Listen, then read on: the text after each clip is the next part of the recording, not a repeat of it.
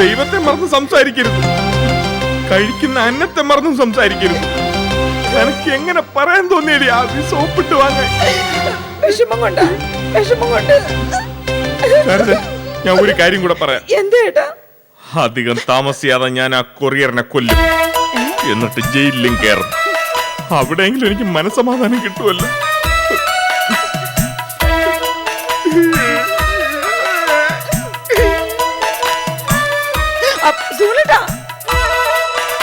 ഓഹോ, എന്താ ചൂട്!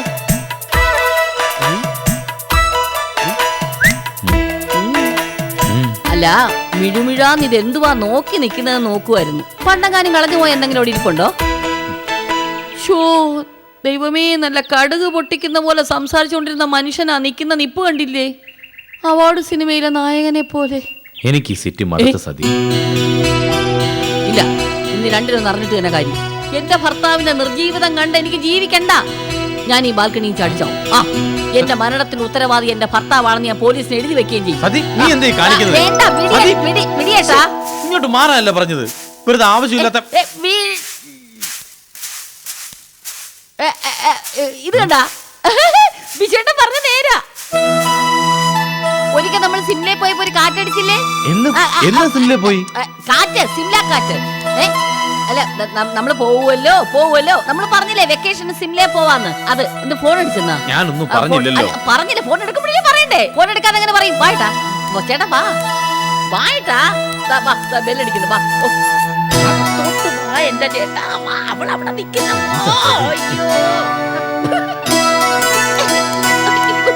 എന്താ സതി?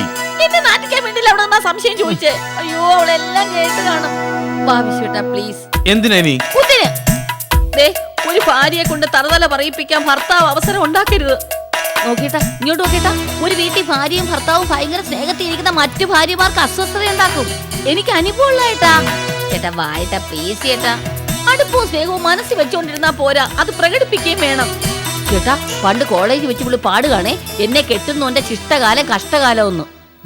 ചേട്ടാ, നമ്മൾ സ്വർഗതുല്യമായ പ്രേമത്തിലാണ്, നമ്മളെ കാണിക്കണം. വായിട്ടാ. എന്തോന്ന് കഞ്ഞേ? ശരീരം പോലെ മനസ്സും ഇങ്ങനെ കരിങ്കല്ല് തന്നെ ആണ് എന്റെ അപ്പോ. ചേട്ടാ ഒന്ന് വായിട്ടാ, പ്ലീസ്. നമുക്ക് സ്നേഹിക്കാൻ ചേട്ടാ. പരസ്യമായി സ്നേഹിച്ച് അവളുടെ ടെൻഷൻ കൂട്ടാം. വായിട്ടാ. കണ്ടാ ചിരിച്ച എന്ത് ചന്തവാ. അങ്ങനെ എന്നെ ഇരുന്നൂടെ ഏട്ടാ. വായിട്ടാ. നമ്മുടെ ജീവിതം മറ്റുള്ളവർക്കൊരു മാതൃകയാകണം, അല്ലേ വിശ്വേട്ടാ? അതേന്നോ? അതൊന്ന് ഉറച്ചു പറയണം, ലോകം മുഴുവൻ കേക്കട്ടെ വിശ്വേട്ടാ. അതെ, ഉറച്ചു പറയൂ. നമ്മുടെ ജീവിതം തന്നെ ഒരു മാതൃകയല്ലേ വിശ്വേട്ടാ? അല്ലേ? ഞാൻ പലപ്പോഴും ആലോചിക്കാറുണ്ട് വിശ്വേട്ടാ, ഇത്രയും സൗഭാഗ്യം നിറഞ്ഞൊരു ജീവിതം അതെങ്ങനെയാണ് നമുക്ക് വീണ് കിട്ടിയത്? ജീവിതം ഒരു മരീചിക തന്നെ, അല്ലേ വിശ്വേട്ടാ? നോക്ക് വിശ്വേട്ട, അന്ന് നമ്മൾ കൊടൈക്കനാലിൽ പോകുമ്പോ വിശ്വേട്ടൻ പറഞ്ഞ എന്താണെന്ന് ഓർമ്മയുണ്ടോ? കൊടൈക്കനാലിലോ? ആര് പോയി?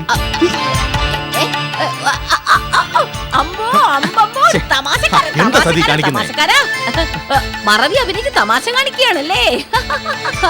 ഭാര്യ ഭർത്തൃ ബന്ധത്തിൽ തമാശക്ക് ഭയങ്കര സ്ഥാനമുണ്ട് ചേട്ടാ, ഭയങ്കര സ്ഥാനമുണ്ട്.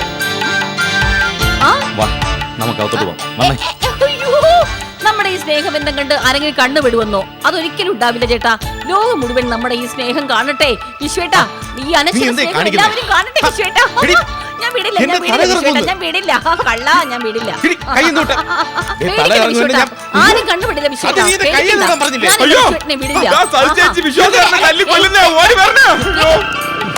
അങ്ങനെ ചിലർക്ക് തോന്നും ഞങ്ങളുടെ ദാമ്പത്യം ഒരു തമ്മിത്തല്ലാണെന്ന്. അതെ സതി, നീ വന്നേ. ഓ, എന്ത്? അപ്പുറത്തും ഇപ്പുറത്തും ഒക്കെ ആൾക്കാരുണ്ടെന്ന് മനസ്സിലാക്കിയാ കൊള്ളാൻ. വളർന്നു വരുന്ന പിള്ളേരൊക്കെ ഉള്ളതാണേ, അതൊന്ന് പറഞ്ഞേരെ. ഞങ്ങളെ ജീവിത അവസാനം വരെ കുട്ടികളാണ്, അത് അങ്ങോട്ടും പറഞ്ഞേരും. ജീവിതമാകുന്ന മുന്തിരി വള്ളിയിൽ ഞങ്ങൾ ഊഞ്ഞാല് കെട്ടി ഇങ്ങനെ ആടും. അയലത്തുകാരെല്ലാം കൂടെ ആ ഊഞ്ഞാലിനെ വെട്ടി പിന്നെ വെട്ടിക്കോട്ടെ സുഗുണ. പക്ഷേ വെട്ടുന്ന കൈയുണ്ടല്ലോ അത് ഞാനും അങ്ങോട്ടും. എന്നിട്ടേ സ്റ്റഫ് ചെയ്ത് ചുമലിൽ അങ്ങനെ തലച്ചു വെക്കും. ഈ സിംഹത്തിന്റെ ഒക്കെ തല വെക്കുന്ന പോലെ. സ്വന്തമായിട്ട് തലയില്ലാത്തവർക്ക് സിംഹത്തിന്റെ കഴുതയുടെ ഒക്കെ തല വെട്ടി വെക്കേണ്ടി വരും. സിംഹത്തിന്റെ തല കേക്കാൻ അല്ല, നിർത്ത്. ഒരു സംശയം, നിങ്ങൾ എന്നെ പിടിച്ചതിന്റെ ഇടയിൽ ഇടണെന്തിന്? ഞാൻ ഒരു അപ്പാവിയല്ലേ? സതി വാ പോവാം. ചേട്ടത്തി കയറി പോണം. ഭയങ്കര മഴ വരുന്നുണ്ട്. പുതുമഴ കൊണ്ട് അയ്യാം. ശ്രീലങ്കയിൽ ഭയങ്കര മഴയാണെന്ന് റിപ്പോർട്ടുണ്ട്. ഇതെന്തൊരു പാടോ എന്തോ. ദൈവമേ, ആ വിസ വന്നിരുന്നെങ്കിൽ ഇതിന്റെ ഇടയിൽ നമുക്കങ്ങ് പോവായിരുന്നു.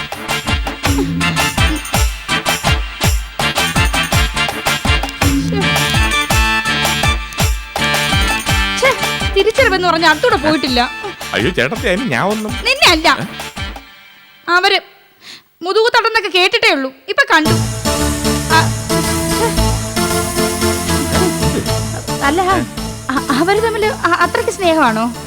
ഭാര്യയും ഭർത്താവും അല്ലേ, ഒരു ബഹുമാനവും സ്നേഹമൊക്കെ കാണും.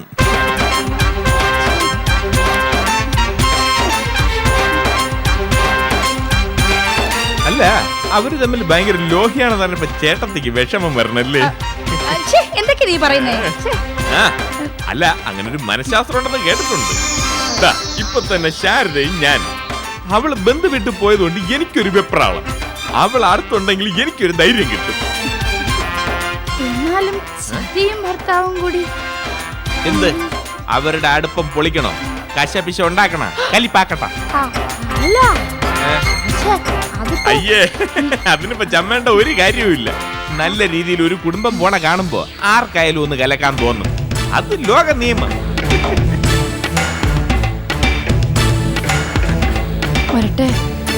ഞാൻ പറയാം.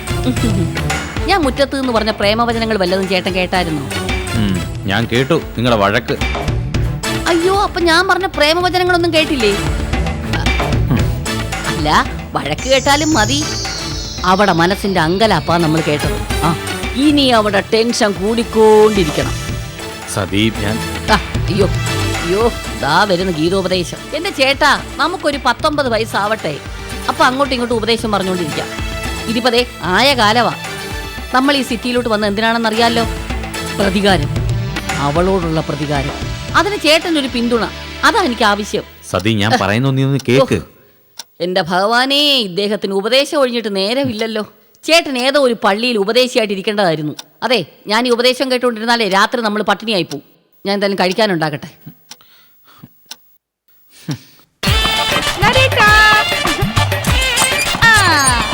ഇപ്പൊ തുറക്കാമേ.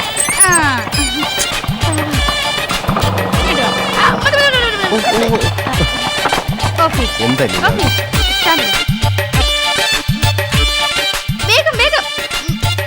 എന്താ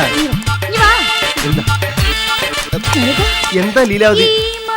ലീലാവതി, നിനക്കെന്താ പറ്റിയ ലീലാവതി? എന്താന്ന്? എന്താ നിനക്ക് പറ്റിയ? അതൊക്കെ വീട്ടിനകത്ത് മതി. നാടകം നാടകം. നാടകം കട ഏതെങ്കിലും ഉത്സവപ്പറമ്പിൽ പോവാം. നിനക്ക് എന്താ പറ്റിയേ? ലോകത്തെല്ലാവർക്കും മാതൃകയാക്കാവുന്ന ഒരു സ്നേഹം മാത്രമേ ഉള്ളൂ നരേട്ടാ. ലീലാവതിയുടെയും നരേന്ദ്രന്റെയും സ്നേഹം. ലീലാവതി, നമുക്ക് ഏതെങ്കിലും ഡോക്ടറെ കാണാം. ശക്തമായ കുടുംബജീവിതം, അത് തന്നെയാണല്ലോ നരേട്ടാ ഏത് ജീവിതത്തിന്റെയും ആണിക്കല്ലേ? അതെ നരേട്ടാ, ഞാൻ പഠിച്ചിട്ടുണ്ട്.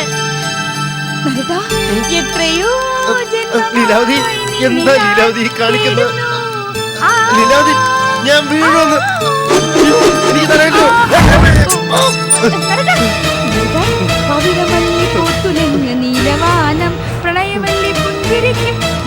1000 ജന്മമുണ്ടെങ്കിലും നമ്മൾ ഭാര്യ ഭർത്താക്കന്മാരെ ജീവിക്കണം നരേട്ടാ. 1000 ജന്മം ഉണ്ടെങ്കിലും നമ്മൾ ഭാര്യ ഭർത്താക്കന്മാരായിട്ട് തന്നെ ജീവിക്കണം. അതെ, ഞങ്ങള് ഇന്നലെ കണ്ട സിനിമയില് മീര ജാസ്മിൻ എനിക്ക് മനസ്സിലായി. അപ്പുറത്തെ സൈചേച്ചിയെ കാണിക്കാനല്ലേ?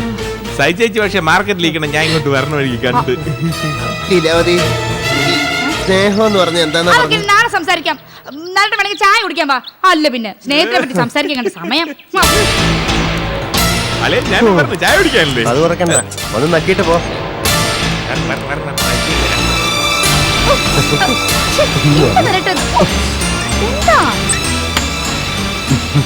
നീ എവിടെ മുറ്റത്തുനിന്ന് അങ്ങനെയൊക്കെ പറഞ്ഞപ്പോ എനിക്കൊരു ചമ്മല് തോന്നി. ഇത്രയും സ്നേഹം എന്നോട്. കൊള്ളാം. നരേട്ടനോട് എനിക്കുള്ള സ്നേഹം നാട്ടുകാരെ അറിയിച്ചാലേ ശരിയാവത്തുള്ളൂ. ഇതിപ്പോ അവള് കേൾക്കാൻ വേണ്ടി. സുഗുണം പറഞ്ഞ പോലെ സതി കേൾക്കാൻ വേണ്ടിയാണോ? സത്യം പറഞ്ഞ ആ നിമിഷങ്ങൾ ഞാൻ എൻജോയ് ചെയ്യുകയായിരുന്നു. ആ സതിയെ കാണാത്തോണ്ട് എനിക്ക് പക്ഷെ ഒരു രസവും തോന്നിയില്ല. അത് ശരി.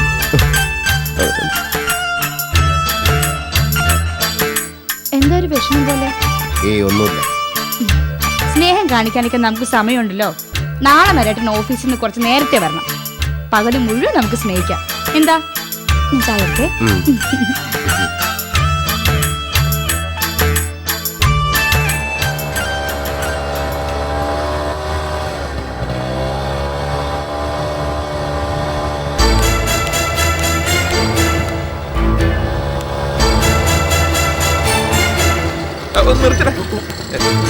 എവിടെയാ കണ്ടിട്ടുള്ളത് പോലെ?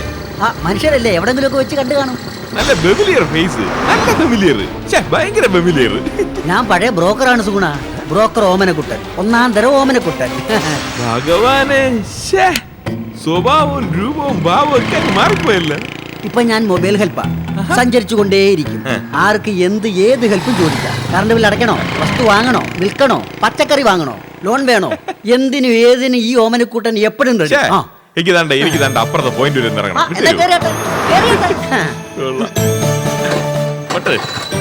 വണ്ടി കേടാ.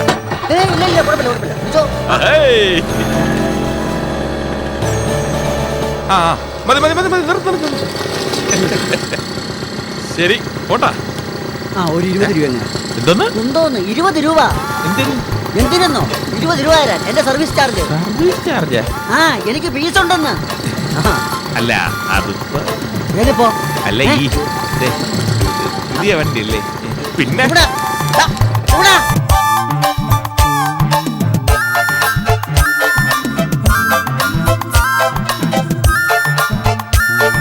നരേട്ടാ ഈ സാരിയുടെ തുമ്പൊന്ന് ശരിയാക്കിയേ. എങ്ങനെ? ഇതിന്റെ പ്ലീറ്റ്സ് ഒക്കെ ശരിയാക്കി തരാൻ. അത് ശരി. കാല് പിടിക്കുന്നതിന് പകരമായിട്ട് സാരി പിടിപ്പിക്കാ. കഷ്ടമുണ്ട് ലീലാവതി. പിടിച്ചു തോന്നല്ലേട്ടോ.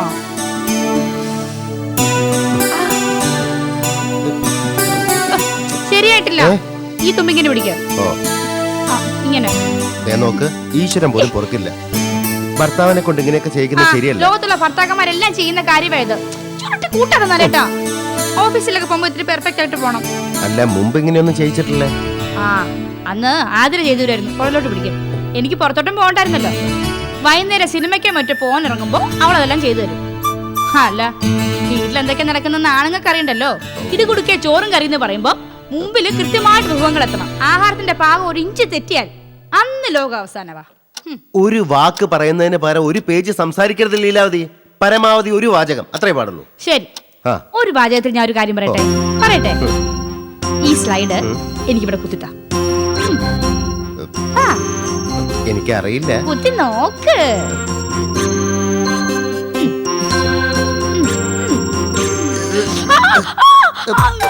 അയ്യോ അറിയാത്ത പണിയാണെന്ന് ഞാൻ നേരത്തെ പറഞ്ഞില്ലേ? അയ്യോ ഈശ്വരനാണ്. അല്ല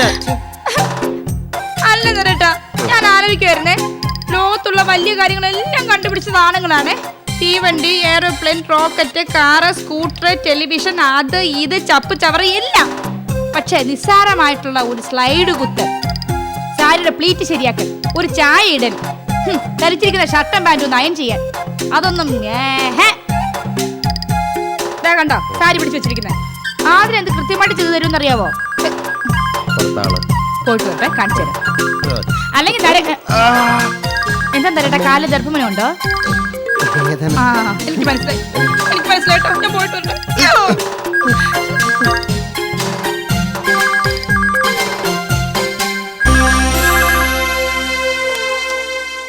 ഹലോ, അതെ. അയ്യോ സൗമ്യ, നീ ഇതെവിടുന്നാ? ശരി. എനിക്കാണെങ്കിൽ നല്ലൊരു കൂട്ടില്ലാതിരിക്കുകയായിരുന്നു. അറിയാം, നമ്മുടെ ജോർജ് സാറിന്റെ വീടല്ലേ? ഇവിടുന്ന് കഷ്ടിച്ച് 1/2 കിലോമീറ്റർ. ശരി. ഈശ്വര, സൗമ്യ. നരേട്ടാ, എന്തിനാടി വിളിച്ചു കൂവുന്നേ? സൗമ്യ വരുന്നു.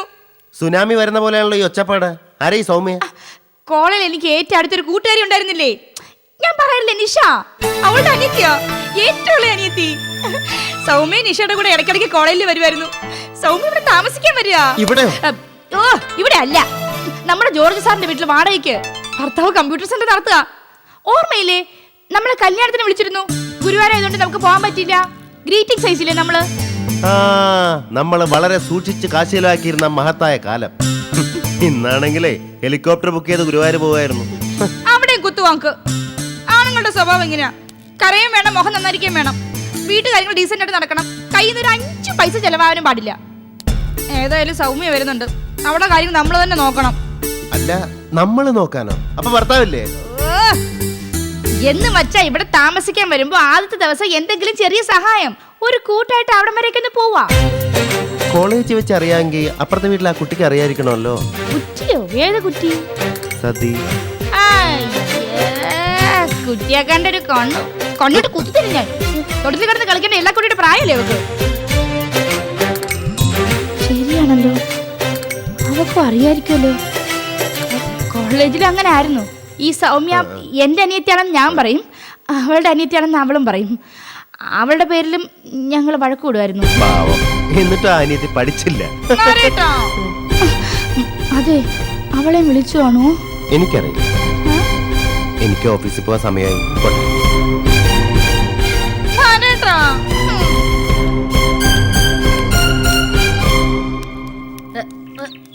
ചെവി വെക്കാൻ ചെമ്പരത്തിയാ ആ, അത് അവനവൻ തന്നെ അറിയുന്നതാ വലിയ കാര്യം. എന്റെ കാര്യം. മനസ്സിലായി മനസ്സിലായി. മനസ്സിലാക്കിയാ ചെമ്പരത്തി നിനക്ക് കാണുമ്പോ കൊള്ളാം. പിടി വിട്ടവർക്ക് ഇളവും. നമസ്കാരം ചേച്ചി. നമസ്കാരം. നീ നാളെ രാവിലെ വീട്ടിലോട്ട് വരണം. എന്താ ബഹൻ? സൗമ്യ വരുന്നുണ്ട്. സൗമ്യ. ആ, അതൊക്കെ ഉണ്ട്. കുറച്ച് സാധനങ്ങളൊക്കെ ഉണ്ടാക്കണമായിരുന്നു. ശരി ബഹൻ.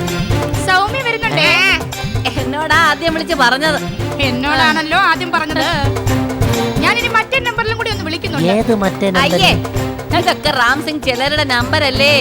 സതി ചേച്ചി എന്ന് വെച്ചാ സൗമ്യക്ക് ജീവനാ. പിന്നെ സൗമ്യക്ക് ഒരു കുറവും വരാൻ പാടില്ല. ഓക്കെ, അതൊക്കെ ഞാൻ നോക്കിക്കോളാം. ഈ മുഖം കണ്ണാടി നോക്കുന്നതായിരിക്കും നല്ലത്. പിന്നെ ഞാനൊന്നും കേൾക്കുന്നില്ല, ഞാനൊന്നും കേൾക്കുന്നില്ല, കേൾക്കുന്നില്ല, കേൾക്കുന്നില്ല, കേൾക്കുന്നില്ല. കായല്ല പൂ, ചെമ്പരത്തി പൂ എടുത്ത് കുടുംബേ വെച്ചോ. എന്തൊരു ജന്മം. Viva la letiza, Sadilila.